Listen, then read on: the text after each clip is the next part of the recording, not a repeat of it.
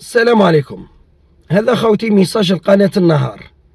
حبستوا لي راسي على بالكم مهابل والله تتمهبلوا والله دي مونغول والله ما على بالكمش واش راكم ديروا والله ما عندكمش الرقابه والله تبعثوا برك في قناتكم اي حاجه تلقوها برا تصوروها وتبعثوها. عازوا عليكم الفنانين وعازوا عليكم المشهورين وعازوا عليكم البرامج.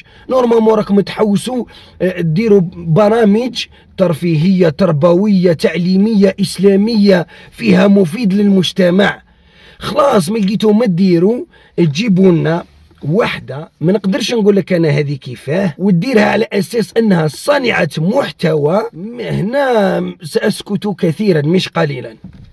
وحده اكرمكم الله كانت تسربي في الشراب في الملاهي وتحكي في اللايف تاعها في التيك توك على مغامراتها وهي تدير في هذيك الخدمه هذيك اللي نتوما مجدتوها وطلعتوا لها من القيمه نتاعها ورجعتوها على اساس انها صانعه محتوى وهي لا تعرف من المحتوى الا مع محتوى.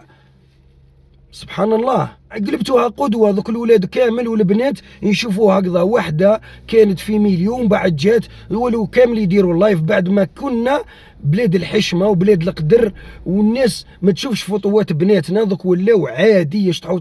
قالت لك نشطح في التيك توك هذا محتوى. مش العيب تقولي المجتمع طلعها وديروا لها ليفي يا في تليفوني يتفرج فيه واش يحب بصح في التلفزيون ما تجيبليش انا ما تجيب واش قدمت لي انت هاك فسدت لي المجتمع. هم كامل الناس دوك قال لك انا ندير تيك توك نولي نربح الصوارد ونربح العط وما نخدمش.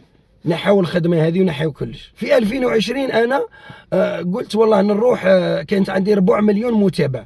قلت جاتني طريق للجزائر قلت والله نفوت على قنوات نقول لهم راني صانع محتوى وراني نخدم محتوى نظيف. كلام بكري قالوا ناس زمان نهضروا على الخير على الغدره على الخيانه نصائح.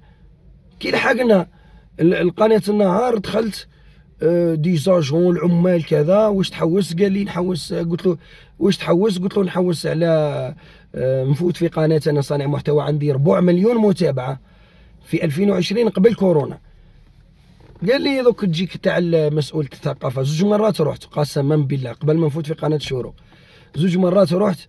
قال لي دوك تجيك مسؤولة الثقافه في ذاك الاستوديو. هبطت لي وحده قلت لها راني نخدم وهاني كذا وهاني كذا. قالت لي خليني نشوف المحتوى نتاعك ونعالجوه ونعيطوا لك. والله ما عيطوا لي والحمد لله ذكرني في 1,300,000 متابع في لاباج تاعي. يعني انا قلت لي نعالجوا المحتوى ونعالجوا الامورات ونشوفوا واش راك تقدم وهذو يطيحوا ويسبوا في التيك توك جايبينهم بكل جرأة للمجتمع وتقابلوهم المجتمع. ما لقيت ما نقول يعني المشاهدين والناس نورمالمون الشعب راه ساكت والرقابه راهي ساكته وكلش راه ساكت. للاسف الله يهدينا برك وخلاص.